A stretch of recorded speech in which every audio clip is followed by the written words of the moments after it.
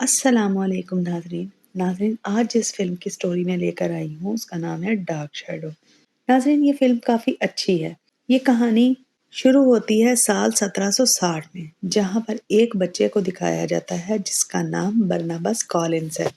वो एक बहुत ही अमीर फैमिली से ताल्लुक़ रखता है और अब बरनबास और उसकी सारी फैमिली समंदर के रास्ते बहुत बड़े शिप से लिवरपूल शहर को छोड़कर एक न्यू शहर की तलाश में निकल जाते हैं और बहुत जल्द ये एक पोर्ट पर पहुंच जाते हैं जहां पर ये अपनी नई दुनिया एक नए शहर को बसाते हैं और इस शहर का नाम रखा जाता है कॉलिंस पोर्ट। इस शहर में वो अपना एक बहुत बड़ा महल बनाते हैं जिसका नाम वो रखते हैं कॉलिनवुड मैंशन। इसी तरह नाजरीन वक्त गुजरता जाता है और देखते ही देखते 15 साल गुजर जाते हैं। अब यहाँ बरनबास बड़ा हो चुका है और नाज़रीन उसके घर में एक लड़की काम करती है जिसका नाम एंजेलिक है। वो बरनबास से बहुत प्यार करती है। वो चाहती है कि बरनबास उसे सबके सामने अपना ले, लेकिन बरनबास उसे मना कर देता है, जिसकी वजह से एंजेलिक को बहुत गुस्सा आता है। दरअसल ये एक विच यानी जादूगरनी है और वो अपने काले जादू से बरनबास के माँ और बाप दोनों को मार देती है। साथ साथ वो बरनबास पर भी जादू कर देती है ताकि बरनबास जिससे भी प्यार करे वो मर जाए। अब बरनबास को पता चल जाता है कि उसके माँ बाप की मौत एक हादसा नहीं थी, बल्कि एंजेलिक ने काले जादू से मारा था। अब वो ये साबित करने के लिए कि उसके माँ बाप को एंजेलिक ने काले जादू से मारा है, काले जादू की किताबों का मुताला करना शुरू कर देता है। अब वो एक लड़की से प्यार भी करता है जिसका नाम जोसेट होता है और वो उसकी फियांसी भी होती है। और ये बात जब विच एंजेलिक को पता चलती है तो उसे बहुत ज्यादा गुस्सा आता है और वो अपना काला जादू करती है, जिसकी वजह से जोसेट एक पहाड़ी पर जाती है जिसे विडोज क्लिफ कहा जाता है। वहां से कूद कर वो अपनी जान दे देती है और बरनबास को जब ये बात पता चलती है तो बरनबास भी वहां से कूद जाता है। मगर बरनबास पहाड़ी से गिरने के बावजूद भी मरता नहीं है, क्योंकि एंजेलिक ने उसे एक इंसान से वैम्पायर में बदल दिया होता है। अब बरनबास अपने महल में आ जाता है।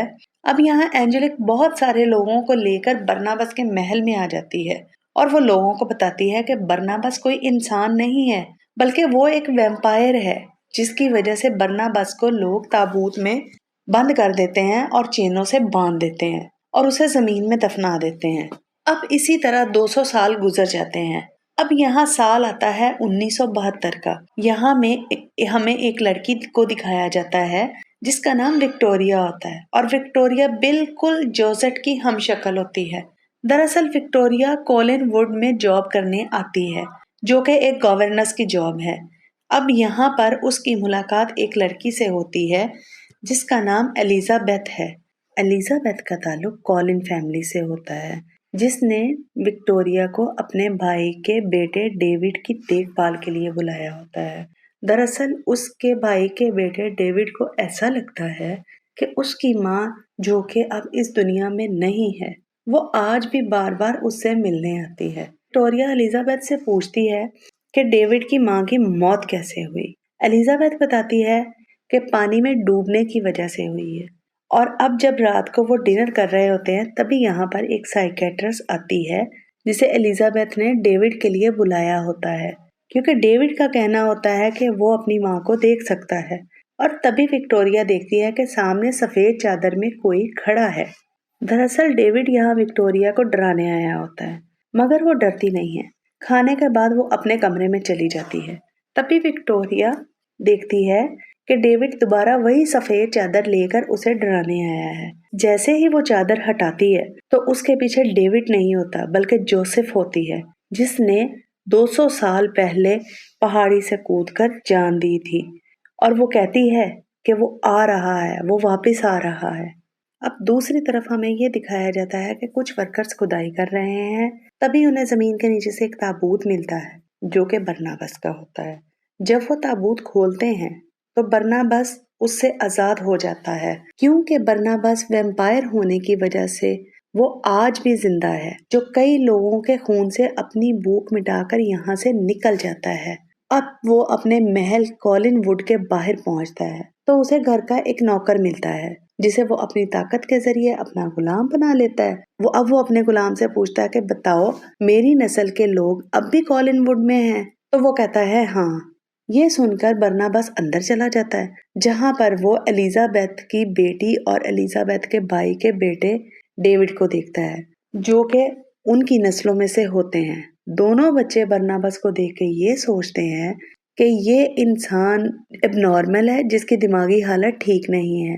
अब बरनाबास उनको बताता है कि इस तस्वीर में जो इंसान है वो मैं हूँ, और मुझे इस तस्वीर को बनाने के लिए कई घंटों तक इसी तरह खड़ा रहना पड़ा था। अब यहाँ पर एलिजाबेथ भी आ जाती है। एलिजाबेथ उसको एक बहरूपिया समझती है, जो बरनाबास बनकर यहाँ आया है।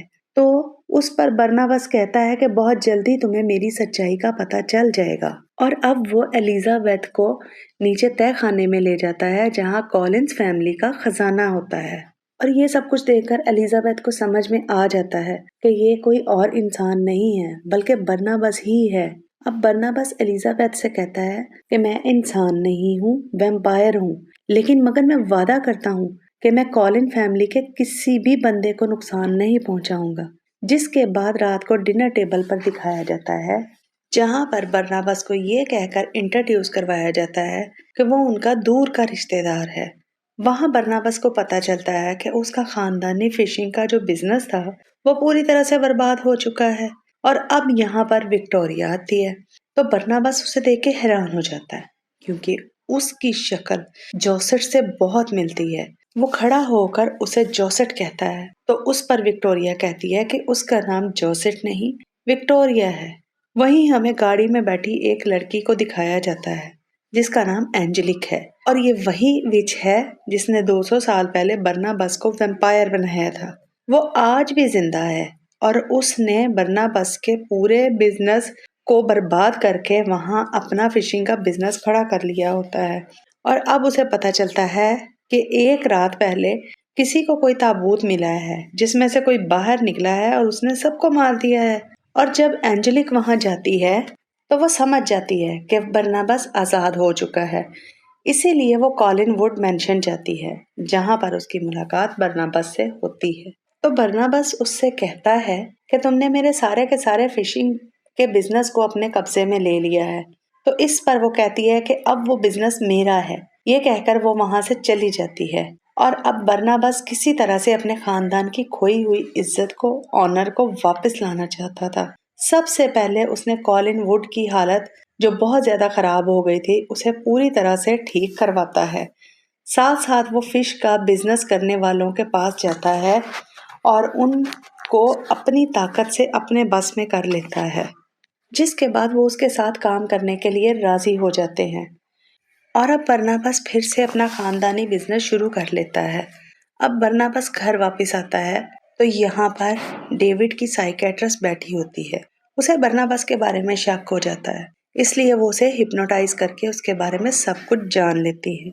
अब उसे पता चल जाता है कि बरनाबास एक वैम्पायर है, इंसान नहीं है। तो वो एलिजाबेथ से इसके बारे में बात करती है। तो इस पर एलिजाबेथ कहती है कि बरनाबास घर में रहने वाले किसी भी इंसान को नुकसान नहीं पहुंचाएगा। अब बरनाबास को विक्टोरिया से प्यार हो जाता है, क्योंकि उसकी शक्ल जोसेट से मिलती है। वो उसे इम्प्रेस करना चाहता है, लेकिन उसका जमाना इस जमाने से काफी अलग था।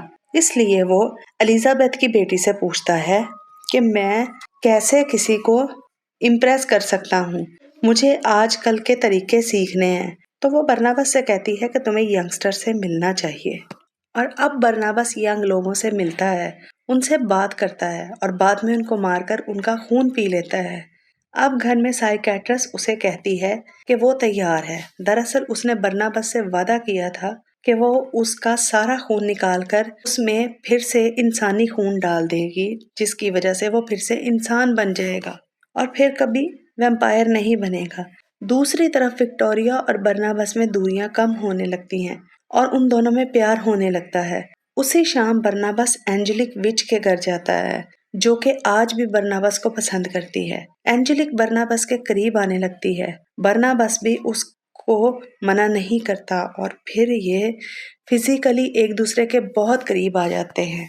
मगर बाद में बरनाबास फिर से एक बार उसके प्यार को ठुकरा देता है। बरनाबस अपने महल में अब बहुत बड़ी पार्टी रखता है जिसमें बहुत सारे लोगों को बुलाया जाता है। अब यहाँ पर बरनाबस को विक्टोरिया बताती है कि उसे बचपन से ही रूहें दिखाई देती थी।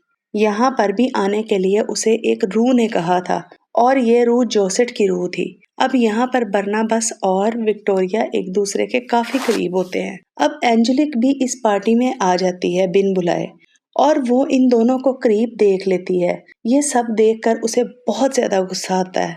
अब बरनाबस उस कमरे में जाता है जहाँ साइकेट्रिस्ट रहती है। अब बरनाबस उसे देखता है कि वो अपनी बॉडी में उसके खून को इंजेक्ट कर रही होती है, यानी कि वो खुद को भी वैम्पायर बनाना चाहती है। दरअसल उसने बरनाबस का खून धोखे से लिया था।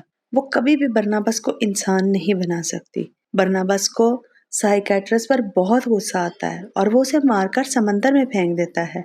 वहीं बरनाबस को एलिजाबेथ के भाई के बारे में पता चलता है जिसका नाम रॉजर होता है।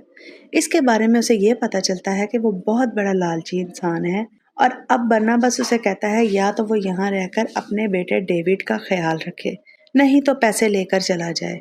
और वो अपने बेटे को यहीं छोड़ जाता है और पैसे लेकर चला जाता है। डेविड अपने पापा को देखकर बहुत दुखी होता है और यहाँ पर बरनाबस और विक्टोरिया भी होते हैं। तभी बरनाबस के ऊपर धूप पड़ती है और वो जलने लगता है। डेविड ये सब कुछ देखकर डर कर यहाँ से चला जाता है। अब यहाँ विक्टोरिया को भी पता चल जाता है कि बरनाबस इंसान नहीं है बल्कि वो एक वैम्पायर है और वो धूप में नहीं आ सकता। अब यहाँ बरनाबस विक्टोरिया को छूने की कोशिश करता है मगर वो उसे छूने नहीं देती। बरनाबस को इस पर बहुत दुख होता है और गुस्सा भी आता है, तो वो एंजेलिक के पास जाता है और वो उसे कहता है कि अपना जादू खत्म कर दो। तो वो इस पर एंजेलिक कहती है कि क्यों ना हम एक दूसरे के साथ मिलकर बिजनेस करें और एक दूसरे के साथ साथ रहें। अब बरनाबस को एंजेलिक से प्यार नहीं होता जिसकी वजह से वो फिर से इनकार कर देता है। तो इस पर एंजेलिक को बहुत गुस्सा आता है और वो बरनाबस को कहती है कि तुमने साइकेट्रिस्ट को मारा है। तो इस पर बरनाबस कहता है कि हाँ मैंने साइकेट्रिस्ट को मारा है। इसके साथ ही वो एक बार फिर बरनाबस को ताबूत में डालकर कैद कर देती है और उसकी फिशिंग कंपनी जिसको उसने फिर से बनाया था उसमें ब्लास्ट करवा देती है। उसके बाद बरनाबस के ताबूत को जंगल में एक घर में रख आती है। जैसे ही एंजेलिक वापस आती है तो उसी टाइम एलिजाबेथ के भाई का बेटा डेविड वहां आता है और ताबूत को खोलकर बरनाबस को आजाद कर देता है और उसे बताता है कि मुझे मेरी माँ की रूह दिखाई देती है, उन्होंने ही मुझे आपका पता बताया। दूसरी तरफ ये दिखाया जाता है कि एंजेलिक एक रिकॉर्डिंग सबको सुना रही होती है जिसमें बरनाबस कह रहा होता है कि उसने ही साइकेट्रिस्ट को मारा है, यानी कि वो अपने जुर्म का एतराफ कर रहा होता है। वो पुलिस और पूरे शहर को सुनवा देती है जिसकी वजह से शहर के लोग और पुलिस बरनाबस के महल आ जाते हैं। वो यहाँ देखती है कि बरनाबस अपनी फैमिली के साथ है। इसके बाद बरनाबस एंजेलिक के पास आता है और अपने दांतों से उसकी गर्दन काट कर उसे उसका खून पीता है। तो सभी लोग समझ जाते हैं कि बरनाबस इंसान नहीं है, वैम्पायर है और एंजेलिक को भी कुछ नहीं होता जिसकी वजह से लोगों को पता चल जाता है कि अब एंजेलिक भी इंसान नहीं है। बरनाबस सबको बताता है कि ये एक विच है। उसके बाद बरनाबस एंजेलिक के दरमियान बहुत बुरे तरीके से लड़ाई होती है कि एलिजाबेथ की बेटी वो भी एक वेयरवुल्फ होती है और वो एंजेलिक पर हमला कर देती है मगर एंजेलिक की ताकतें दोनों से ज्यादा होती हैं और वो दोनों को हरा देती है और एंजेलिक के सामने डेविड आ जाता है और वो डेविड से कहती है कि वो उसका कुछ नहीं बिगाड़ सकता। तो डेविड कहता है मैं तुम्हारा कुछ नहीं बिगाड़ सकता मगर मेरी माँ तुम्हें छोड़ेगी नहीं। और उसी टाइम उसकी माँ की रूह आती है जो एंजेलिक को एक जोर से टक्कर मारती है और एंजेलिक बहुत बड़े फनूस के साथ टकरा जाती है। वो इतनी बुरी तरह से जख्मी हो जाती है कि उसे पता चल जाता है कि वो मरने वाली है। दरअसल उसकी माँ को भी उसी ने मारा था। अब जबकि एंजेलिक मरने वाली होती है तो वो अपना दिल निकाल कर बरनाबस को दे देती है क्योंकि वो सच में बरनाबस से बहुत प्यार करती है।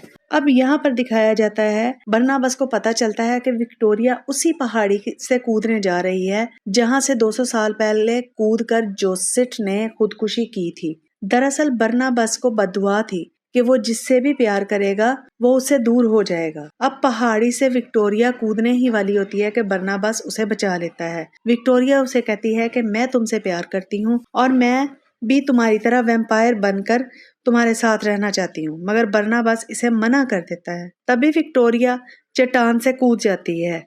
इससे पहले कि वो ज़मीन पर गिरकर मर जाए, बरनाबस भी कूद जाता है और उसके गर्दन पर दांत काटकर उसे भी वैम्पायर बना देता है, जिसका मतलब ये होता है कि अब वो हमेशा साथ रहेंगे। अब पानी के अंदर साइकेट्रिस्ट को दिखाते हैं। उसने अपनी आंखें खोल ली थी क्योंकि उसने बरनाबस के खून को अपने जिस्म में इंजेक्ट किया था, जिसकी वजह से वो वैम्पायर बन जाती है और यहाँ पर मूवी ख़त्म हो जाती है।